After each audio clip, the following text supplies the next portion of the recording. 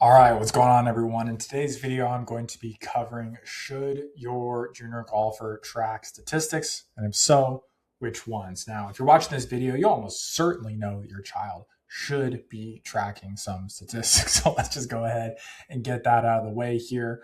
Um, Assuming your child has been playing golf for any amount of time, right? We all know that, to some degree, at least they're tracking their scores, and they probably feel some type of way about whatever they end up shooting on a day-to-day basis, right?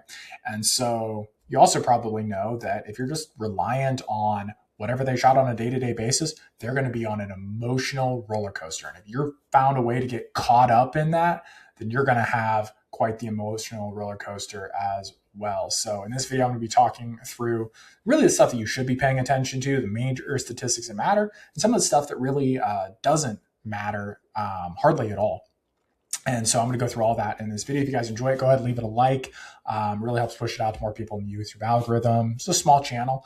But really, my goal is just to help you as the parent of a junior golfer, to help you understand this process a little bit better and what your child should be doing. And there's so many different things that go into helping a child play Division I golf. It's an extremely difficult goal. It's literally harder than getting into Harvard. And so, there's a lot of people who talk about academic stuff and what you need to do to get into Harvard. There's a lot of people who talk about maybe sending out emails to coaches, and maybe you've seen other videos from me about how I think that doesn't make a ton of sense. But there's very few videos that go into the nuances of statistics for junior golfers. So you guys are in for a treat. Hope you guys enjoy it. Let's go ahead and jump into it. So first things first, I'm a really big advocate of knowing where we're going, right? The whole point of tracking anything is because we have a particular goal and we need to be able to define that goal clearly. Otherwise, we're always just going to be kind of unhappy. That's kind of how people are. If you haven't noticed, if we have a goal, typically, if we don't have that clarified, then we're just always going to be kind of displeased with whatever's going on, or we're going to be delusional and think we're amazing when we're really not. So if you're watching this video, we're trying to play Division I golf. So step number one is really to say, what does it take to play Division I golf? If you go to rankings and honors, college signings, you'll get this page here. We're going to be able to see all the players got recruited back into 2018 for boys and girls. You're going to be able to see where they're ranked in the class, their scoring differential, and the program that recruit them, right? So that's just very valuable information. If you can understand what that is, it's going to help you a lot. I'm not going to say, hey, you need to get to XYZ scoring differential because it depends on the type of program you're trying to go for. If you're trying to go to Stanford, it's a completely different set of math than if you're trying to go play at some D3 program. So I will say in general about -1 as a scoring differential is kind of the minimum to play Division I golf. Typically what I've seen. I have seen players get inside. I've had a player get recruited with a negative 0.8. But again, most of the time we're going to see closer to the -1 or better range. And so that's the first statistic we really want to be aware of. Not because it's one that your child is tracking, but it's a target, right? So ideally they're getting that by the time they're recruited, which is going to be around junior year-ish. It kind of depends on when players actually declare. But that's kind of like the context there. Now, once they've got that, ideally, if they're in a position where they're playing in tournaments, we want to get ranked on Junior Golf Scoreboard and have a ranking that we can point to, specifically a scoring differential that we can point to. Now, typically what we're going to find is that for a player to have that -1 or better scoring differential, we're going to have a scoring average somewhere between 72 and 74. And we're going to be playing on reasonably long golf courses. For girls, it's going to be about 6,000 yards. For boys, it's going to be closer to 7,000 yards. Gets that math to work out really nicely for us. Now, once we got that, what are the statistics that I like to track? Because at the end of the day, we can say, hey, lengthen out the golf courses. And that's pretty straightforward. The other side of that coin is just lower the scores, right? So how do we actually do that? Specifically, what are the stats that I like to look at? I like to start at a high level, right? The main stats I like to look at are penalty rate off the tee, greens and regulation, scrambling, three putts, and birdie conversion rate. That's going to give us a projected scoring average. Now, some of you guys might be like, oh, Connor, that's not very sophisticated. You should go ahead and do strokes gained, blah, blah, blah. There's a reason that this stuff is as simple as it is. The reason I like to look at this is because this is predictive of what the player should shoot. You can run these numbers on literally any player and pretty much get what they should shoot. Now, the numbers that are not accounted for. This doesn't account for things like making eagles. This doesn't account for things like chunking chip shots, right? This doesn't account for hitting into the trees, hitting in the tree trunk and make triple, right? And that's what comes out in what I call compound errors, right? So there's things outside of this category that really causes problems for us. But this framework is really, really helpful because it allows us to say out of all the things we couldn't prove, what's going to have the biggest impact. And that allows us to say mathematically, here's what we actually need to focus on in order to improve. right? And so, sometimes people are just like, they just want to go out and they're like work with their swing coach and just do random stuff. And I completely disagree with that approach to things. I think it can work in some cases. I think there's plenty of coaches that can flex more players going to play Division I golf than I can. I think in most cases, those coaches have worked with hundreds, if not thousands, of players, and it's not that hard to go ahead and find a diamond in the rough. And I want to be clear for myself. The players that I work with who go and play Division I golf, it's like sometimes, like a good number of times where I've been able to have an impact in that player's game. But a lot of the time, that player is also just like very naturally talented, and it could have been some of the circumstances where they came to me where they're already pretty good, and I was able to help them get a little bit better. And there are other cases where they took what I had and they just ran with it, right? So there's a lot of intrinsic talent to the player. That's why I usually don't like to flex those kind of like high-end results, because it's not necessarily something that you're going to get. If you chose to work with me, right, we're going to see something closer to average. Now, I talk about the average player I work with improves by about 4 shots per year, which is about 3 times the average across junior golf scoreboard. Junior golf scoreboard is about 1.2 shots per year, and that really is a North Star that we should be thinking about when we're thinking about these statistics, right? So we want to track these statistics with the point of being able to say, hey, I'm improving at a rate that makes sense, right? So I want to throw those numbers at you just so you have a little bit of context here. Now, if you're just like, this all makes sense to some degree, right? I can see a bunch of numbers. I don't know how to do this. I just want help. Link below in the description. You can apply to work with me directly, and I'll just do this for your kids so you don't have to think about this type of stuff. But anyway, jumping back into the video here. This allows us to say, out of all these things that are going to have the biggest impact, what should we do? Let me give you guys a quick rule of thumb here. Generally, if your child is hitting a lot of balls out of bounds, so over 5% is a lot. If they're 3-putting a bunch, typically over like 8%, I would say, is a lot.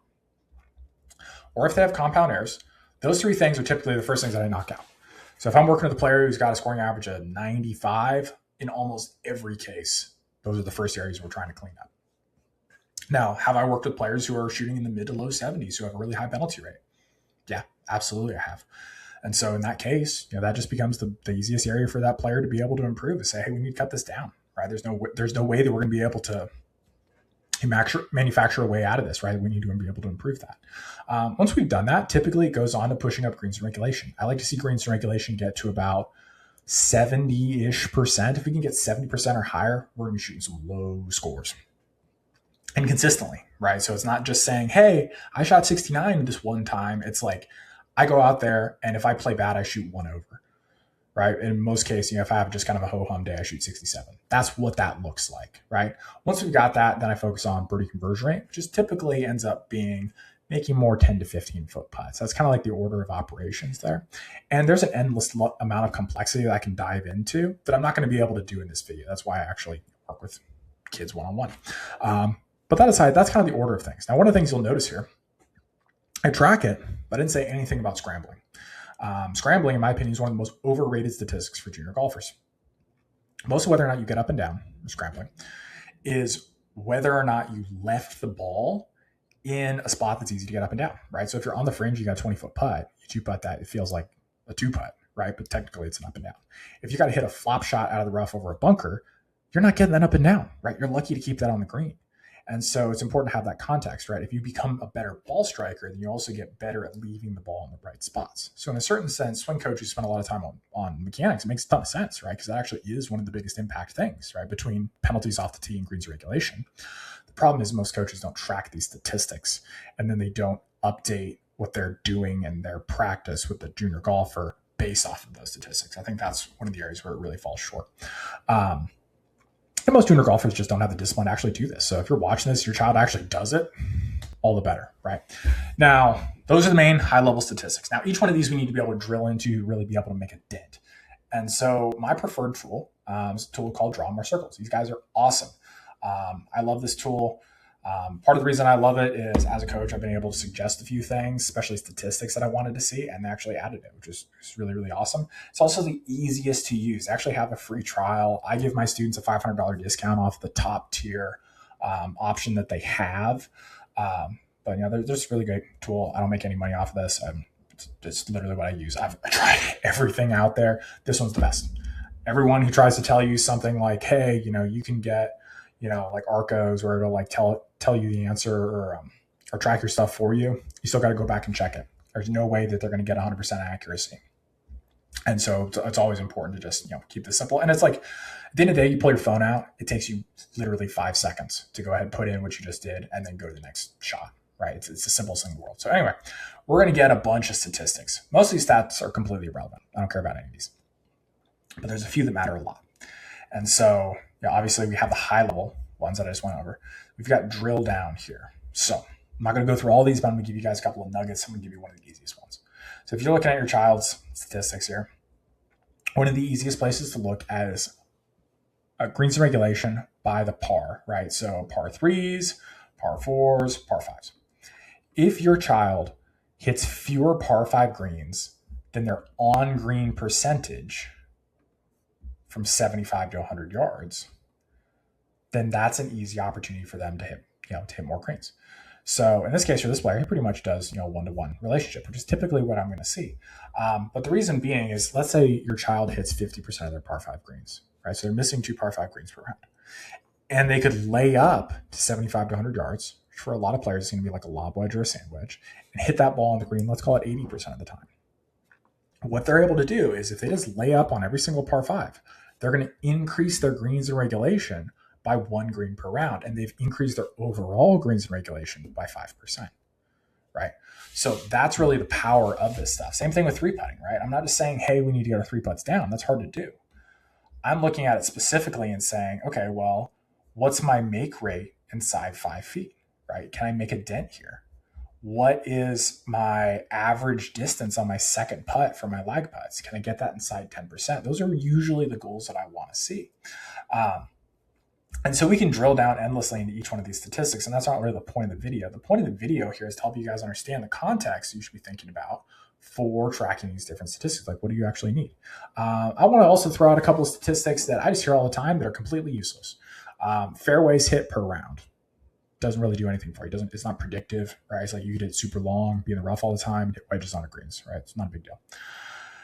Putts per round, completely irrelevant. I don't care. You hit a bunch of greens, you're going to have a lot of putts, right?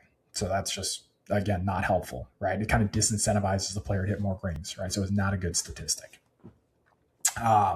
Like I said, scrambling, I don't like it at all. Those are kind of like the main ones that I see all the time that I think are not particularly helpful. Greens regulations, obviously, something that I would say is kind of like the Mac Daddy of all statistics. But that said, if you don't have the on-green percentages or the par 3, par 4, par 5 percentages, they're going to have a very hard time improving that number because you don't actually know where the low-hanging fruit is. And so once you have those statistics, the key is going to be to design practice around those areas. So if your child doesn't hit the ball on the green, or there's a big drop off between like 75 to 100 yards, maybe they're at like 80%. And then they go to 100 to 125 yards and only hit the green like 40% of the time. Well, that makes all the sense in the world to say, hey, we're pretty good with our wedges or our shorter wedges. We need to really work up and improve this area at 100 to 125 yards to be able to get the overall greens regulation up. That's really the way you want to be thinking through practice. Same thing with our lag putting, short putts, et cetera, et cetera. You want to really build practice around these main statistics so you can either maintain them or improve them dramatically. So hopefully this video is helpful in understanding just at a high level. We want to be looking at Junior Golf Scoreboard. Where's our target? We want to understand where we're at right now. And then we want to understand the main statistics we're looking at. We want to understand the best tools to be able to dig down into those statistics. And then we want to know what we need to do with that in practice. Now, those are all things that I do specifically for students. I work with them directly, build everything out for them. If that's something you're interested in, go ahead, click the link below and apply to work with me. I'm only going to work with players if they have a realistic shot at playing Division I golf. And so that application will kind of help me validate that your child's actually in a good spot, and you'll be able to book a call. And we'll be able to talk it over, make sure it makes sense to you. I'm not going to be one of those people who chases you down and calls you every single day. You want to make sure that you're going to have clarity on just where your child's at. And even if it's a little bit of a stretch, I'm going to tell you, right? I'm not going to tell you, hey, you can't work with me because your child's not good enough. But at the same time, I want you to have clarity because, transparently, that makes my life a lot easier if everyone kind of knows where they're at and has clarity about that. And we're just able to apply proven frameworks. That's, at the end of the day, what I'm doing here is taking the experience that I've gained from working with a little over 100 players at this point and passing it on to you to help you understand what works really well and what you need to be paying attention to when you're trying to help your child play Division I golf. So hopefully you guys enjoyed this video. If you did, go ahead and leave a like. And if you're new to the channel, go ahead and subscribe and get updates from the videos like this every single week, trying to do 2 a week this year. And so stay tuned and go watch some of the other videos on the channel covering things like tournament selection, practice plans, AJGA, whatever you guys need to play Division I golf, that's what you're going to find on this channel. All right, talk soon, guys.